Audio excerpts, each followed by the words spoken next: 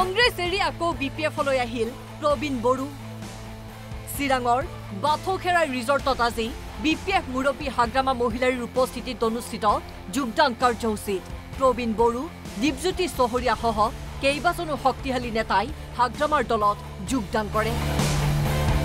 বিটিআৰৰ নিৰ্বাচনৰ বাবে শাসকীয় ইউপিপিএল আৰু বিজেপি গুটখাট কৰিবলৈ হাগ্ৰামা মহিলাৰীয়ে জোৰদাৰ প্ৰচাৰ অব্যাহত ৰাখিছে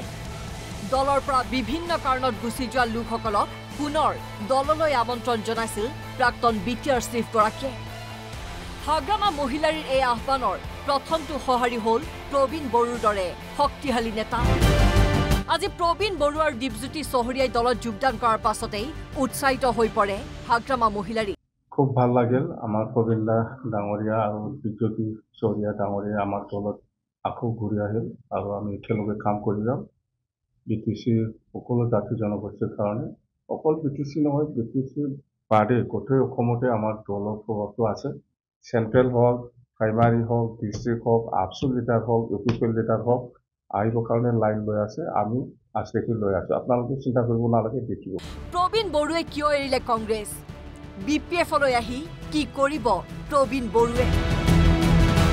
দলত যোগদানৰ পাছতেই হাগ্ৰামা মহিলাৰীৰ সৈতে এক সংবাদমেল সম্বোধন কৰি এই প্ৰশ্নৰ উত্তৰ দিলে এসময়ৰ সদৌ অসম ছাত্ৰ সন্থাৰ কেন্দ্ৰীয় সভাপতি সম্পাদকৰ দৰে গুৰুত্বপূৰ্ণ পদত কাৰ্যনিৰ্বাহ কৰা প্ৰবীণ বড়োৱে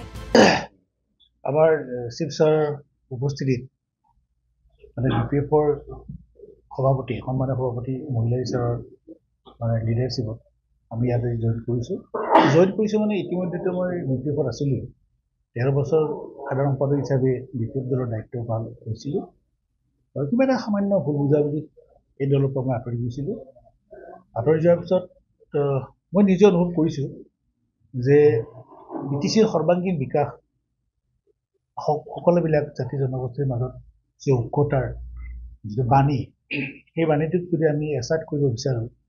তেতিয়াহ'লে আকৌ বিপিএফ দলৰ যোগেদিয়ে কৰিব পৰা যাব সেই কথাখিনি মই অনুভৱ কৰিলোঁ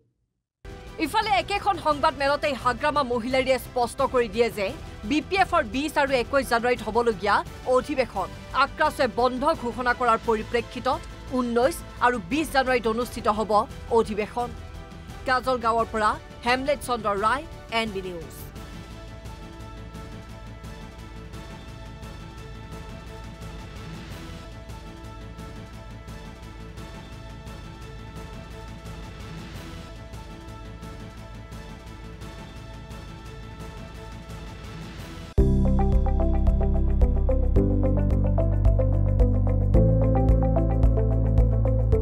NB নিউজ সহজ সৰল ভাষাত নৱভাৰতৰ কথা